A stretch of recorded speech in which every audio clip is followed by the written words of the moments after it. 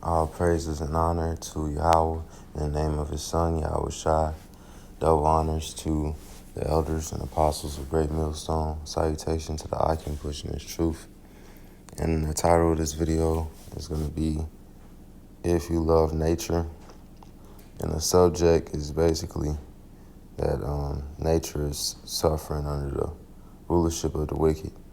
So this is Psalms 82, verse 5.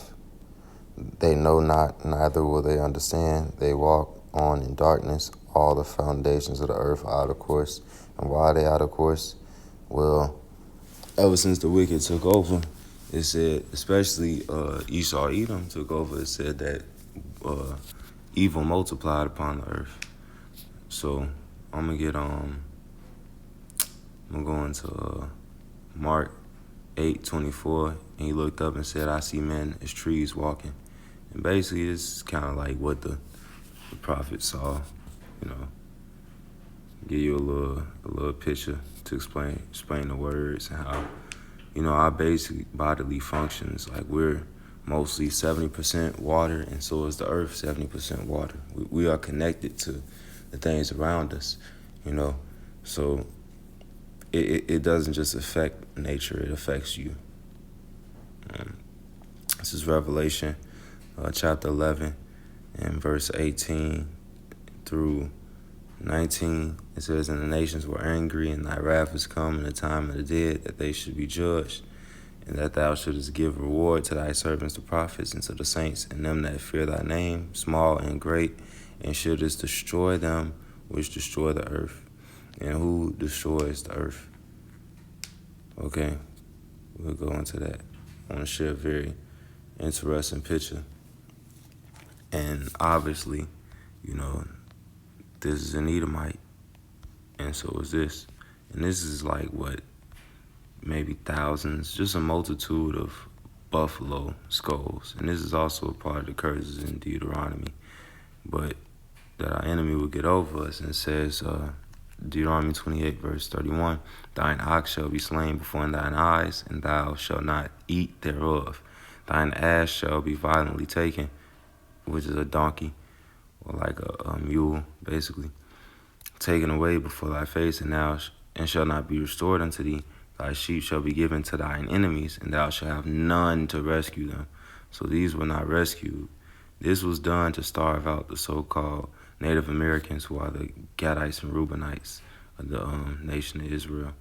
And basically, it was to starve them out, not just for food's sake, but for everything that we used them for. Because when we would kill, we used the entire body for every single purpose.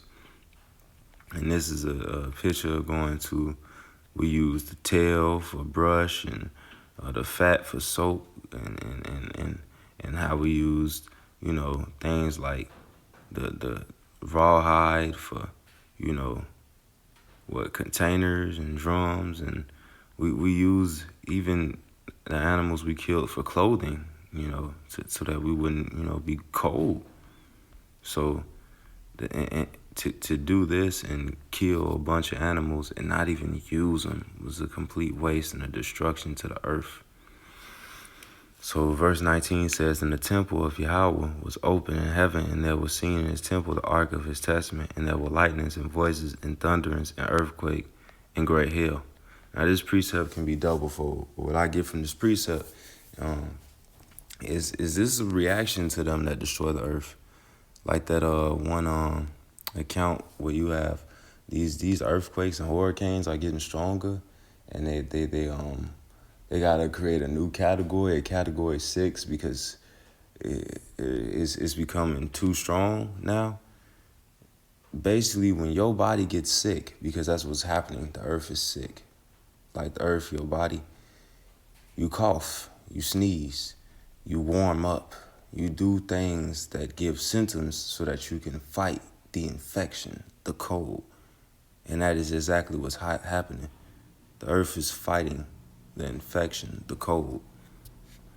This is Psalms 92 and 12. Let the field be joyful and all that is therein. Then shall all trees of the wood rejoice. So when this devil is taken out of power, even the trees are gonna rejoice. So let me just show you something. All right, so this is an oak tree in your parking lot. All right, just picture. Now this is an oak tree in the forest. You see the difference?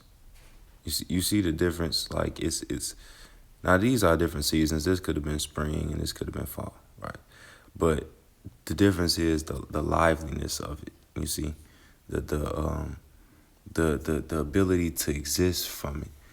And I basically got a quote myself from my experience with gardening is that nature can only grow as much as an environment allows it to. So this is Matthew 24 and 22, just to back that up a bit. Except in those days should be shortened, there should no flesh be saved, but for the elect's sake those days shall be shortened. So there shall be no flesh saved, basically. Like the environment of this place for not just our bodies, but even the creatures on this earth. You have species that, according to Esau Edom, have been extinct, and it's like the walls are crouching in. There's not enough space or ability for us to exist anymore. The cancer is killing natural things. The earth is out of course. It's becoming difficult, more and more difficult to live, and that's what some people you find on the internet are complaining that the American dream is not at all that it was boosted up and esteemed to be. In fact, they're working 2-3 jobs and they still are behind on their rent and their living and their ways of life. It's becoming hard to breathe. It's encroaching. It's becoming too, how you say, what would be the proper word? Congested.